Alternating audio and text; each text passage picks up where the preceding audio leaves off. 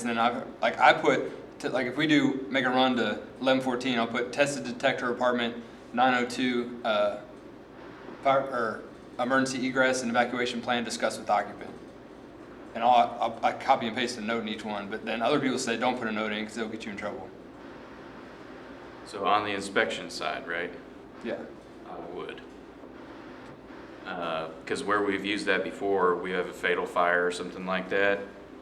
It might be a 16-plex, and we're wanting to see if we've been in that specific apartment. So if you're putting an inspection in on that one building, if you say, hey, check detectors in apartment 203, you know, we were in there, hey, we installed a detector on this date.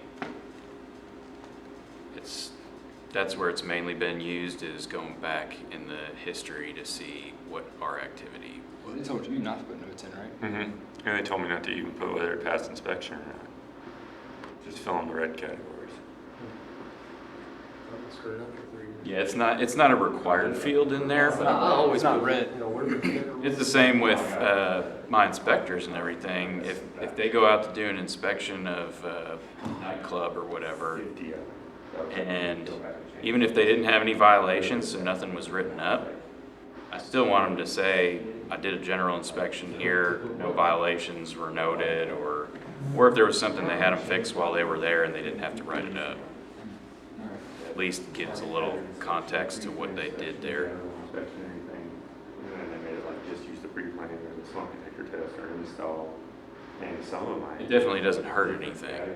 And the notes that they'll really. Like the categories, what categories can we use? Like he's talking right now. Pre-plan, what ones can't we use? Like general. So, You know, you can go back and. Firehouse used to have the categories. Do you remember that? The exact same thing you're doing. They had like suppression inspections, fire prevention, new construction. But at Image Trend, we can't get them to categorize it. It's a development problem. So I do 2 hours for everything. I think we put all the suppression stuff at the top, and then it moves down into like the prevention codes. So like inspection general shouldn't be used. We use that for prevention inspections, but pre-plan, install, no contact. I think there's a newer one that just says fire company inspection. So if you did a commercial building or something like that. A big issue. It was like, no, it's in the basement. You walk around that whole place.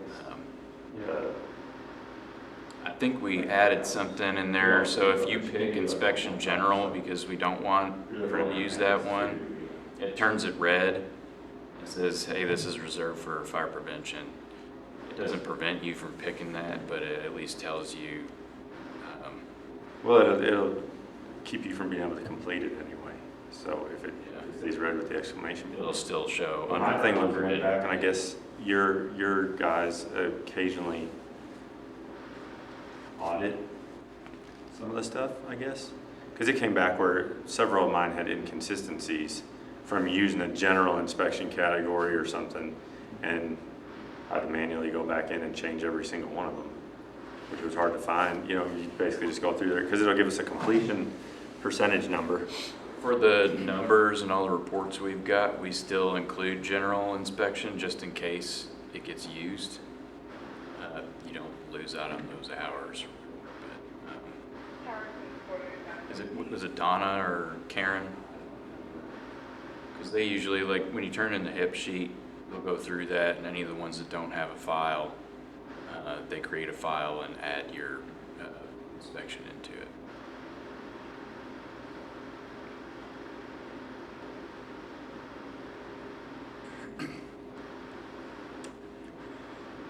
All right. We've got chapter 9 and 10 today. 9's pretty quick, so we'll go through this and then take a break and then finish up with chapter 10. And chapter 9 is working in the community.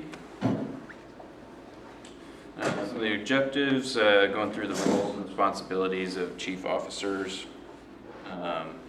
building community support, identifying potential opposition to any proposed changes, identifying our stakeholders out in the community, defining any problems that we have and how to solve that, and outlining any actions needed to make changes, including setting timelines or securing funding, and creating plans to lead a change that addresses a community fire safety, or it could be a medical or public health problem. Has everybody heard of the term CRR, community risk reduction? It's gaining more popularity. There's a big push nationwide to move towards that model, and it's traditionally been led by fire departments. It doesn't have to be led by a fire department, but it basically takes in community partners and looks at what the highest priority risks are for that community, and then comes up with resolutions and initiatives to solve that. So it doesn't have to be a fire problem. A lot of ours are, but we just actually finished up our written CRR plan, and there's one on there about fall prevention because state data, county data showed that falls was one of the top mechanisms of injury, and that's all age groups. So a CRR plan basically looks at all the data. We might look at our fire run data, our EMS run data, and decide what our priorities are, at least for the short term, and how we're going to fix it.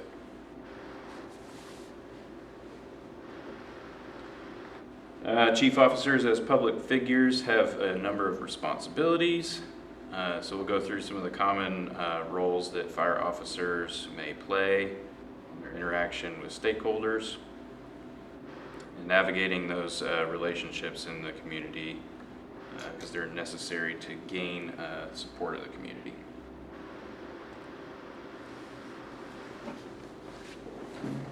Depending on the size and structure of a department, those roles may vary.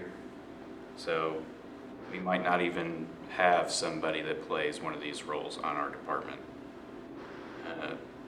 And most of the time, the officer is not required to fulfill all of those roles.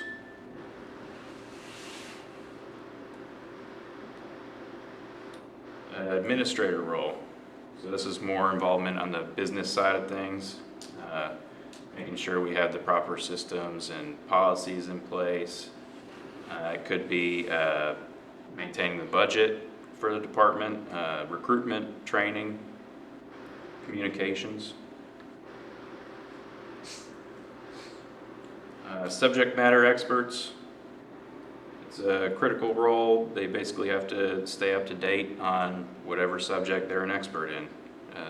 Who on our department might be in a chief officer role as a subject matter expert? I think Atkinson said he was. Yep. So, Major Jones, he's special units. Major Fletcher, he's got to know everything there is about investigations, the criminal side of things. So we've got several roles on the department that play that role.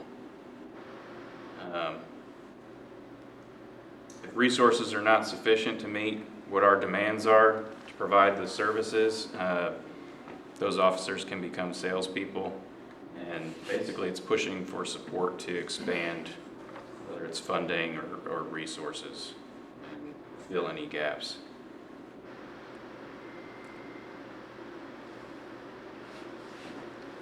Consultant role, and basically providing proposals to enhance our services or our abilities in addressing community risks. So part of that is knowing any changes in the community, knowing fire codes and how they apply. Incident manager, obviously most time is spent responding to scenes, Some smaller departments, chief officers may fight fire. Larger departments like ours, administrators, their chief administrators might assign subordinate officers, and they're in charge of the daily operations, and delegate incident command responsibility. On major incidents, a chief officer should always be present and involved. Fundraiser. Some departments run a lot like a community service organization. They've got to identify donors, put on funding campaigns, and that's just to operate with whatever services they're providing. We don't typically do that. We don't operate in that manner. We do have fundraising initiatives, but it's mainly for outside organizations like MDA and Crusade.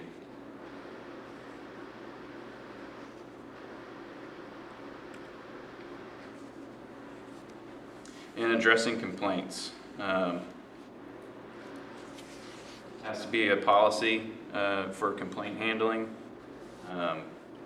Anybody know what our policy is? What number? Top of your head? I don't. It's 103.32. It's citizen compliments, complaints, and missing items. And for us, that complaint process starts with Major Cooper, the PIO, and then a battalion chief may have to conduct an investigation on that complaint. Every complaint should be taken seriously. Follow-up provided to the person that put in the complaint in a timely fashion, giving them some resolution to it. And people remember how they were treated.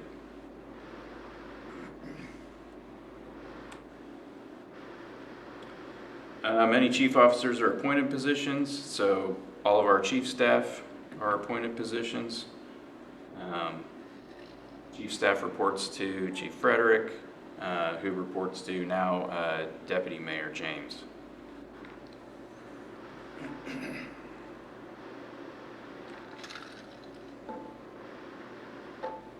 You're expected to understand local, regional, and state political environment. And obviously, especially when there's a new administration change like now, that's an ongoing process. Keeping up with demographic changes, and basically that helps you make decisions on where we're going to locate stations, if we need to build a new station, resource deployment, defining the mission of the department.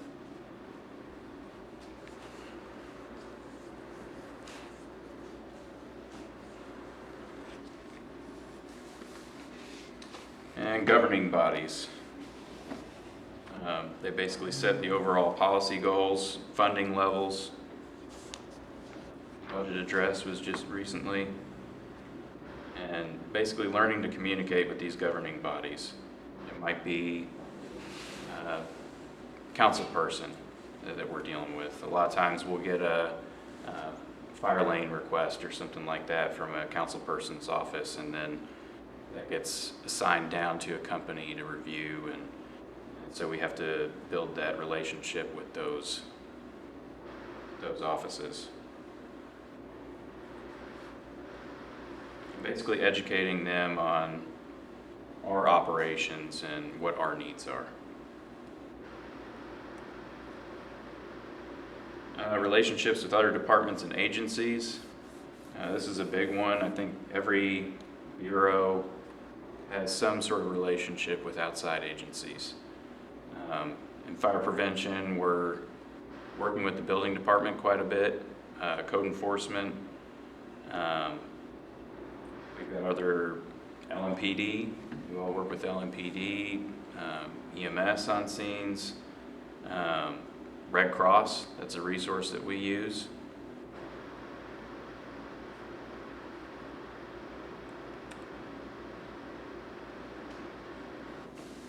We'll go in a little bit into public education. The overall goal is to bring messaging and knowledge to the residents and make them safer in their homes or at work, whether it is a focused campaign or just general safety classes.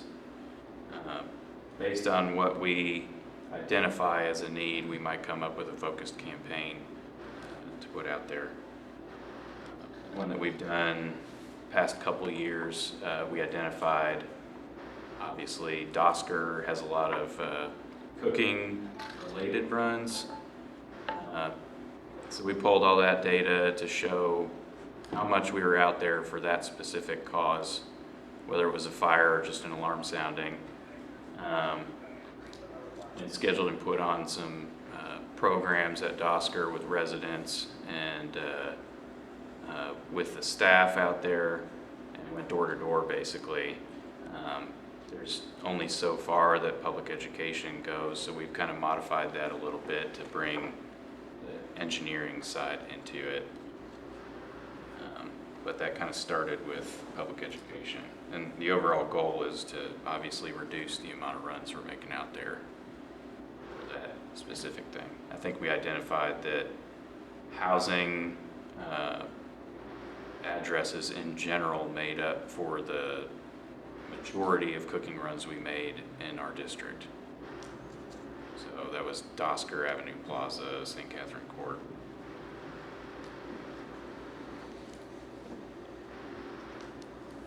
And if we come up with a goal or a campaign or an initiative, we need to look at what group do we need to reach? Are we reaching all students? Do we need to do a campaign to reach all JCPS students in a year, 2 years? Do we need additional funding to make that happen? So how are we going to finance that? Do we need additional training? And how are we going to measure that? Sometimes that's the hardest part with public education is how do we measure that it's actually doing something?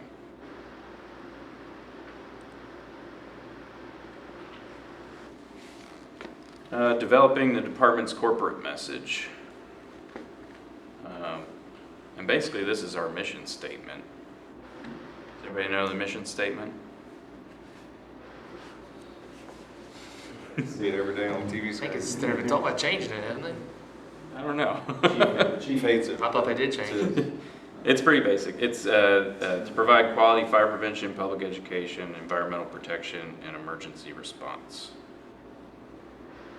And then in addition to that, really we want everybody on the department to know basic messaging that everybody should know about fire safety. So you should have your elevator speech that if somebody says, hey, what do I do about this? You're able to pull that out of your hat. Or you're doing a smoke alarm check or whatever, and they've got a utility closet and it's piled up with stuff, being able to educate and have that messaging in your pocket.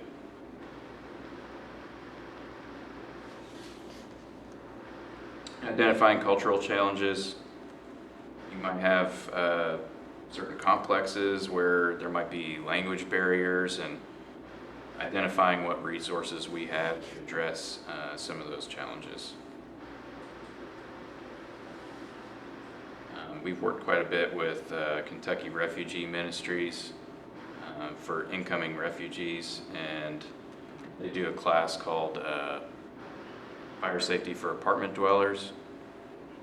And basically it's 20 people in a room, and it might be 8 different languages. So you've got 8 interpreters, and you're explaining very basic fire safety. This is what a smoke alarm is. They interpret that out, interpret the message out, and we work with them on getting basically a fire safety tip sheet translated into, I think we've got 20 different languages now. Those are all on our website.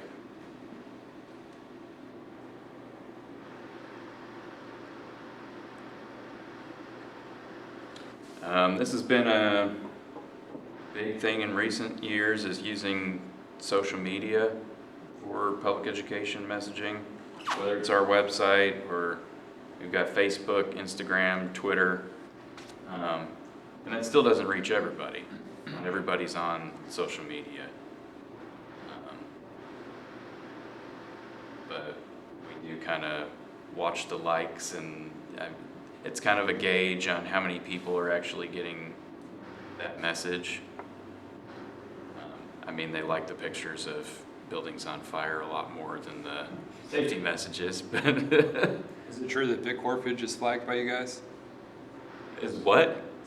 Someone said Vic Horfage always puts like negative posts, so he's been flagged by. No, it's not flagged. Stuff gets automatically filtered if there's profanity, so we do have some stuff that gets automatically filtered. Probably drunk spelling. Typically, comments only get hidden if there's something inappropriate in there, which we have had happen, but not as much as some other agencies. Firefighter targeted sites. Really, this would be like our SharePoint site. It's a central page that we have policies and memos, announcements go up on there. And then recently we got the LFTN TVs and all the houses now that push that stuff out too.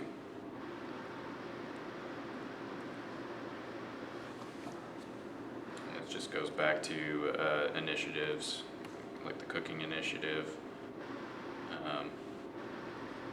to address like fall prevention or fall incidents. NPA did have a program called Remembering When that we used, and it was 8 or 10 fire prevention tips and 8 or 10 fall prevention, and kind of revamped that, so we're getting ready to push that back out.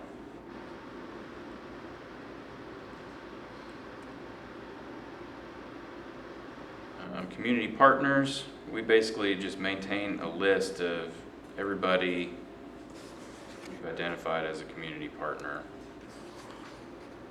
and what type of resource they are. Here's our list. I mean, it might be another metro organization, it might be an outside organization. We've got some that deal with senior services, some that are more health and wellness, state, local government. And this is constantly changing.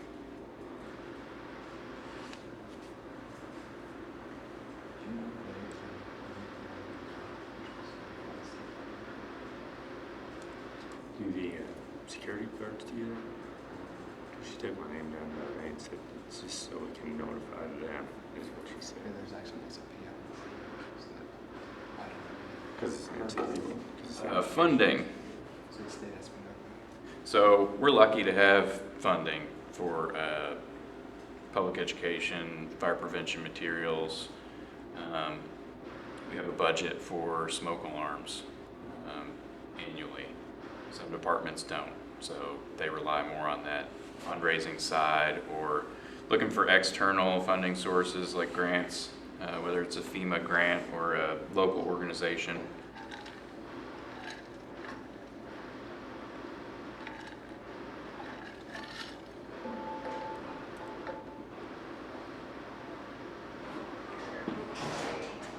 Again, with a strong CRR program, being able to address delivery problems or we find an issue.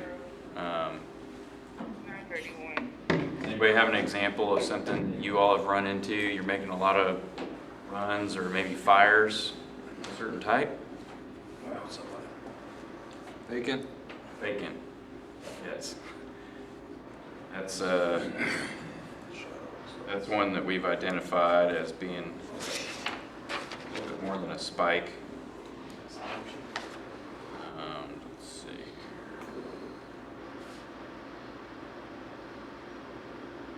Vacant structure fires. Yeah, so we looked at that and we found that last year, 25% of all of our fires were in vacant properties. And 23% of those fires extended beyond the building of origin. So we have to come up with a strategy to address that. Part of that is the app that you all are using now to submit those.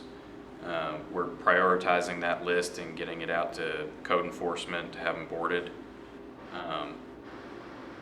we've basically pitched a higher priority boarding, because the boarding that's going up right now, I think is maybe a little too easy to get off. So we're having places boarded 2 and 3 times, and we might still have a fire in there. So it's really not keeping people out. What's the process of like tearing a building down? Is it like long? You have to go find the owners and notify the owners and all that kind of stuff, or is it?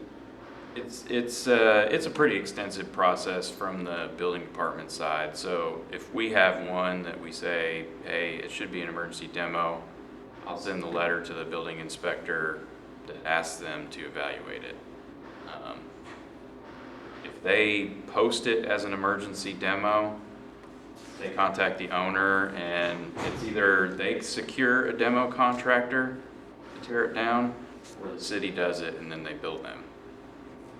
But there's affidavits they need to fill out, and they have to get the demo permit and everything. And they basically have a contract with a demolition contractor. So,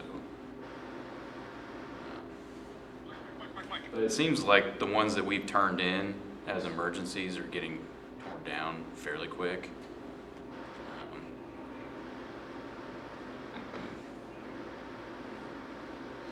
But it seems like there's been a lot lately. And the more secure boarding would be better plywood and doing 2x4 cross bracing with lag bolts on the inside. They do have more clear boarding going out, but I guess the concern there is that it's not being installed how the manufacturer says it should be. They've got polycarbonate cross braces with lag bolts that hold that stuff on there too. But we've seen plenty that's just kind of screwed on around the border. So in the long run, I think it might be harder for you all to get it off. It's installed, screwed all the way around. And if they're not doing that on all openings, you still have a back door that's got plywood on it. They're just taking the plywood off and getting in. Well, the reasoning behind that wasn't as much security as it was just for appearances, right? Yeah, well, it's both. It's at least the original manufacturer of that was to provide secure building, and it doesn't look vacant from the outside. Contribute to that, the broken windows effect. We made a fire 3 days ago up in Portland on North 24th. 24th Street. Yeah. And around all the windows in the front and the sides, it had nailers around the frames, and then they screwed the polycarbonate to the nailers. Okay. And in the back, I believe 6s went in. They said it was open on the radio, but I think they just knocked some plywood down and went right in. Pulled it off rather. Yeah, because It's just plywood. the thing about that polycarbonate is it damages the saws. Like it gums them up bad. Yeah. It melts pretty much and sticks to the chain. So the cost of that, and those chains are expensive, and that's something to consider too. I think initially when the city had looked at that, maybe Chicago had done some tests on it with different saws to when it was installed with the lag bolts to see the easiest way to get it off of there. And they just went at it at an angle on each bolt head, and then it just fell off. When it's screwed all the way around, you're basically having to cut all the way around that border. I haven't found it to be any more difficult than plywood, honestly. But wood, when you cut plywood, it's good when that plastic melts in that chain and that saw. I've never had a problem with it. So the chain they used in truck 4 the other day, we looked at it after, it was fine. Yeah. Yeah, it I've didn't never had really any going problem up with or any anything. chain or any blade. Depends on what they're using too, because they started out with just that Lexan stuff, which is almost indestructible. We've seen a few that just have regular. The only problem with it is like plywood, you can take a hook and hit it until you get a hole in it and then pull it off. You can't with polycarbonate because it's Right. bounces off.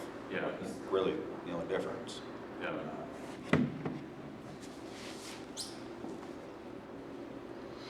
And it looks prettier, you know, Yeah.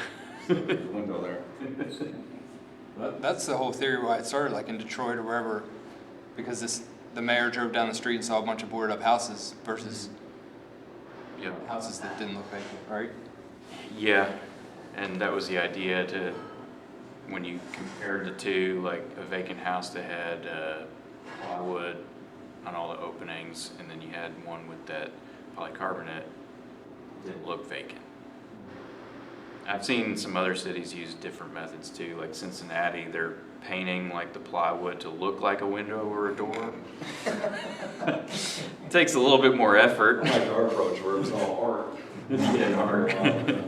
This is cool looking. There was a couple places on Chestnut that had metal, like a VE, I think it was called A VES. lot of those are the bank-owned ones, I think. They're putting those, I mean, it looks like a Yeah. prison cell or something. It's like complete metal covering, it's got some slats in it. Yeah, but they were like, I guess it makes sense being bank owned because they're like, it's one size fits all. So you'd have a window like this big and they'd have a giant thing on it that would go 2 feet around it. So I guess they just take them off and put them at the next. They have like a phone number on it or something. Yeah. Call here, We, tell you how to. the Pew got a video from the manufacturer, like Miami, Florida Fire Department, of how they said to get them off and stuff. Yeah, it looks like cages. You've seen them, haven't you? Is it like what was on the trailer windows at the Derby? Derby windows, yeah.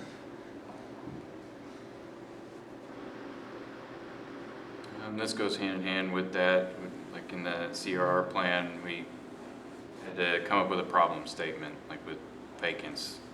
This is the problem that we're having, in order to come up with some sort of solution to it. And for each of those risk priorities, putting them, we used what's called a risk matrix.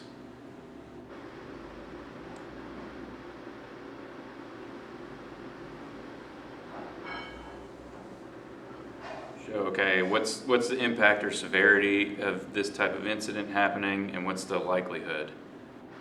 So, major impact or severity, and it's possible. We know it's possible.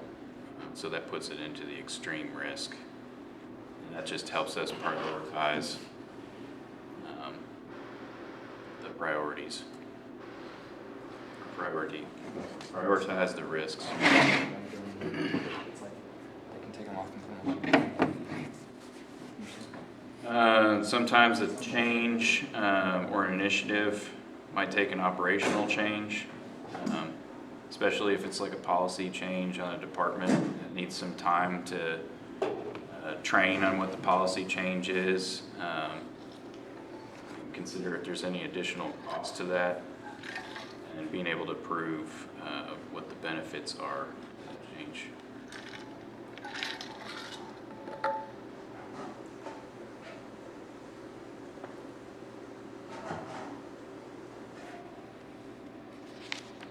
And that's about it for chapter 9. 10-minute break, is that good? Come back and finish up chapter 10. Mike, just